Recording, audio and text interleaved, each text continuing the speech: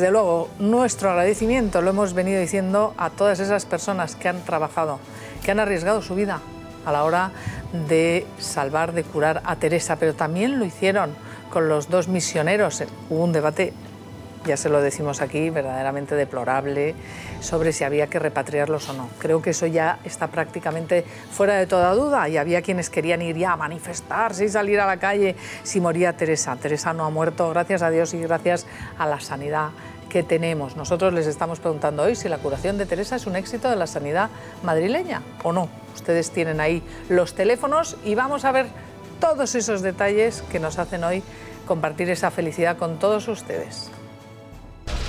Las caras de alegría lo decían todo. En una sala abarrotada de prensa, 4 de los médicos que han atendido a Teresa Romero daban la esperada noticia. La PCR de virus ébola de la paciente que atendemos en nuestro hospital ha dado resultado negativo. Ha sido el cuarto test realizado para confirmar que el auxiliar de enfermería está libre del virus, según los criterios que marca la Organización Mundial de la Salud. Eso no quiere decir que Teresa pueda ser dada de alta de inmediato. La recuperación completa de la salud de alguien que ha tenido una infección grave puede demorarse unos días a pesar de que la infección en sí ya esté curada. Una etapa para la que ya no será necesario usar ninguna medida de protección ni aislamiento. Teresa será cambiada de habitación en las próximas horas y tras la fase de rehabilitación sus secuelas podrían ser prácticamente nulas. Así recibía la noticia en su localidad natal, Becerreá. Muchas gracias. ¿Está contenta? ¡Hombre! Ya ves. Felicitar a Teresa también por su coraje, por su dignidad, por su entereza y por su valentía en enfrentar la enfermedad. Médicos y familia coinciden en que la fortaleza física y anímica han sido claves en su recuperación. Esencialmente a Teresa le ha salvado Teresa. Yo tengo que vivir, yo tengo que salir adelante porque yo soy fuerte. Ella misma se lo decía a ella misma, ¿no? La auxiliar de enfermería, que dice estar muy agradecida a la persona que le ha donado su sangre para librar la batalla a la enfermedad, está dispuesta a seguir la cadena. Y sigue la cadena, que ella va a hacer lo mismo. Y la está muy, muy agradecida. Las 15 personas que continúan ingresadas en el Hospital Carlos III serán dadas de alta en los próximos días. Ninguno de los pacientes ha presentado síntomas, así que si la auxiliar de enfermería fuera el último caso registrado, España quedaría libre del virus el 2 de diciembre, 42 días después, el doble del periodo de incubación del ébola, tal y como marca la Organización Mundial de la Salud.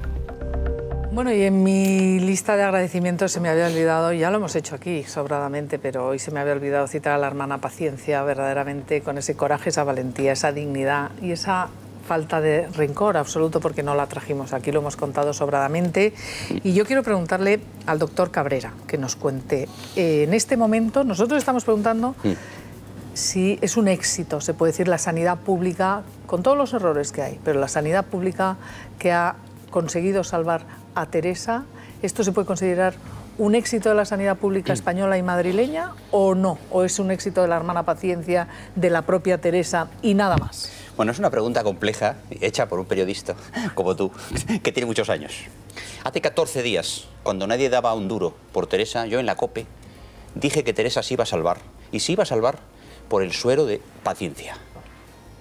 ¿Por qué? Porque Paciencia era una mujer que había sobrevivido al ébola y tenía anticuerpos contra el ébola. Claro, en aquella época decir eso era una profecía. Por lo tanto, ¿quién ha salvado a Teresa? Lógicamente la hermana Paciencia a fecha de hoy. Más todo lo que se ha dicho. Optimismo, ánimo, buen trabajo de la salud pública. Pero decir, única y exclusivamente la salud pública es la que ha salvado a Teresa, yo lo veo un poco duro. Es el vehículo por el cual Teresa hoy está viva. Bueno, entonces la pregunta debería ser, Claro. ¿es también un éxito de la sanidad pública? Correcto. Es también un Correcto. éxito. Es además, Eso, además. Porque creo que nos hemos fustigado tanto. Sí, sí, hemos criticado, desde luego aquí hasta la saciedad, a ese consejero de Sanidad que ha arremetido contra una mujer valiente, voluntaria, del técnico de enfermería, en fin. Todo eso lo hemos dicho, pero una vez que hemos hecho todas esas críticas, hemos querido preguntar, bueno, ¿podemos estar orgullosos de esa sanidad que con todos los defectos, con todos los errores, entre otras cosas porque no ha habido nunca ébola? Claro. Es que esto había que aprender también sobre la marcha. Claro. ¿Es un éxito también de esa sanidad? Bueno, los que hemos viajado De por el esos mundo, profesionales. los que hemos viajado por el mundo y los que estamos en esta mesa, todos hemos viajado por el mundo, sabemos que la sanidad pública española y la madrileña en concreto, no es que sea una maravilla, es que es alucinante. O sea, los medios sanitarios que tenemos hoy son bestiales. Lo que no quita para que haya lista de espera, para que haya un médico un poco regular, tal y cual. Pero esto es brutal. Claro, vete a Ecuador, o vete a China, o vete a Nueva York. Por lo tanto, sanidad pública. Yo defensor, en primer lugar, de la sanidad pública. Si esa es la cuestión. ¿Y qué tenemos que extraer de los errores que ha habido, que son una cadena importante, esa ambulancia, esas llamadas, ese protocolo? Sí. ¿Cuáles son las cuestiones que debemos decir, nunca más volveremos a repetir eso? Para mí, si me permitís, como médico que soy, el grave error de esto es el silencio y la desinformación al ciudadano. De ahí, que son los polvos, vienen estos lodos.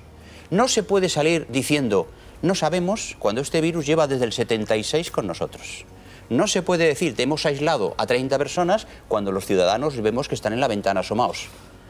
Porque eso implica que el virus no va por el aire. Y eso implica que el virus se destruye en el aire. Por lo tanto, para evitar la psicosis colectiva que ha habido aquí, hubiera sido magnífico que una sola voz autorizada y con peso moral y científico hubiera dicho, esto es lo que hay, señores. Lo sabemos desde hace 40 años. O sea, es un virus nuevo en España, pero empezó a matar en el 76.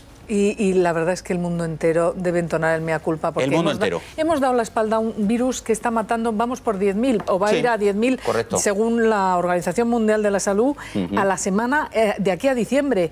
Pero a más largo plazo puede seguir cayendo como chinches en África gente, y de no haber pisado Europa o de no haber llegado un caso a Estados Unidos, el mundo hubiera seguido dándole la espalda al ébola. Pero no lo dudéis. Es decir, el hecho de que mueran en Gabón o en Liberia unas cuantas personas de color, eso es indiferente para la sociedad del bienestar. Eso todos lo sabemos. Es una frase un poco política, pero me permitís que la diga.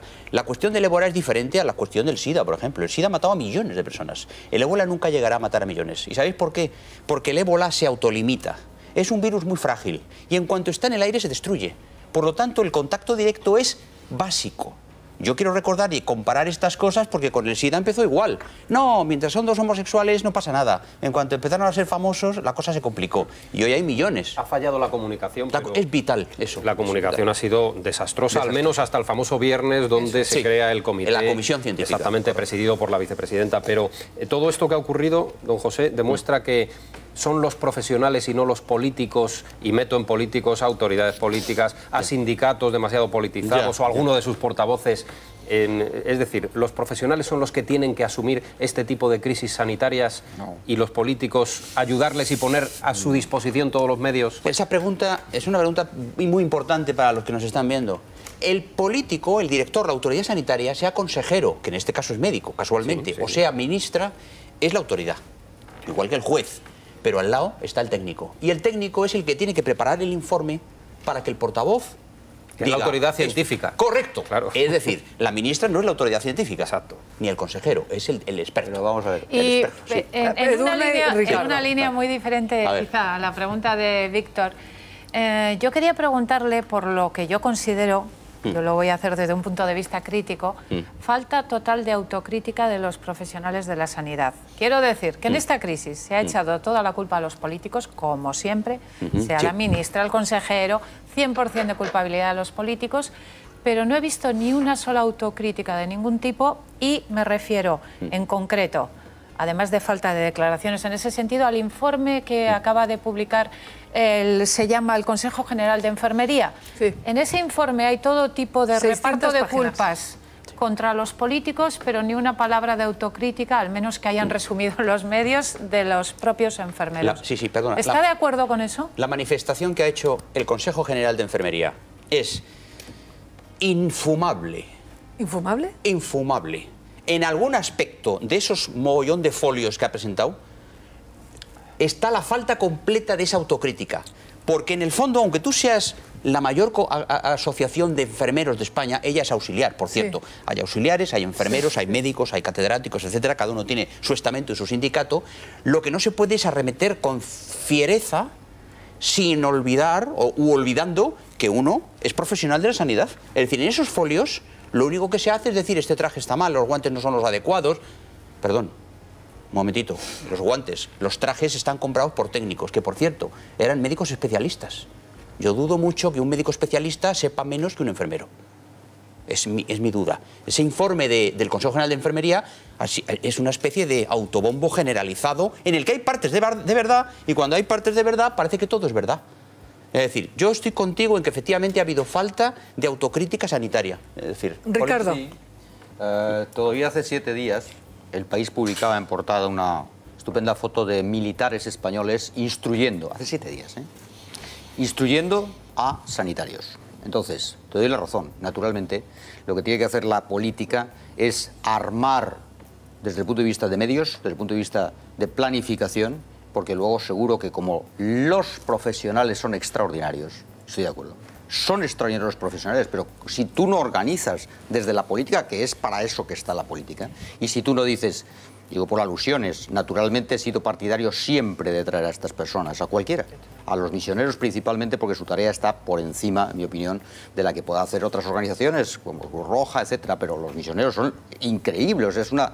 Ahora, señores, yo soy partidario, pero es que realmente los políticos tenían que haber analizado si o no estamos preparados. Este riesgo que hemos tenido y que Dios ha querido que efectivamente ya estemos curados de esta enfermedad, pero no cabe duda de que tenías que haber evaluado desde la política, porque tú tienes las herramientas, naturalmente, tienes los cimientos que son esos profesionales, pero ¿cómo es posible que hace 7 días todavía las Fuerzas Armadas, y eso sí es una decisión de gobierno, lo he defendido alguna vez aquí, si nuestras Fuerzas Armadas estaban preparadas, mientras se prepara a los sanitarios, emplee usted las Fuerzas Armadas? Yo creo que va a haber un informe muy demoledor, tanto por parte de la comisión que está trabajando en eso, como por parte de la Fiscalía, porque inevitablemente esto se va a judicializar. Por tanto, vamos a tener ese juicio muy medido en el futuro. Más breve, Ricardo, porque si no, nos quedamos sin tiempo. Lo que ha dicho es muy interesante, y os voy a decir más que es una exclusiva para este programa. Las Fuerzas Armadas hace mucho tiempo que ya tienen un protocolo contra el virus del ébola. Y yo, como ciudadano, no he visto que hayan sido llamadas a ninguna comisión nacional. Las Fuerzas Armadas, el Instituto de Medicina Preventiva de las Fuerzas Armadas, Ramón y Cajal, por cierto, tenía un protocolo magnífico porque tienen una sección de NBQ, yo he sido médico militar, y el NBQ, sabéis que es la sección militar que lucha contra este tipo de...